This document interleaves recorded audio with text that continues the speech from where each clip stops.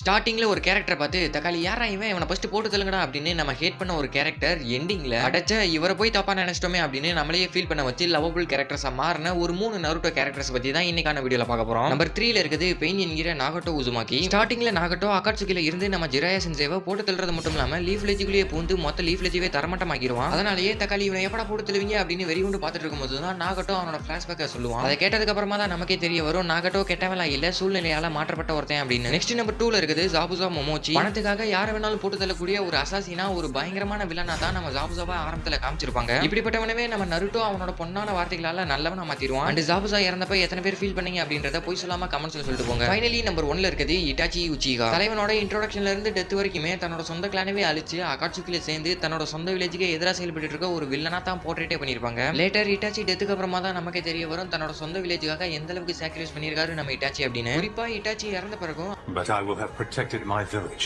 I am Itachi Uchiha of the Leaf once again. அப்படின்னு சொல்லும்போது சில்லறையை சதற விட்ட தருணங்கள்னே சொல்லலாம்.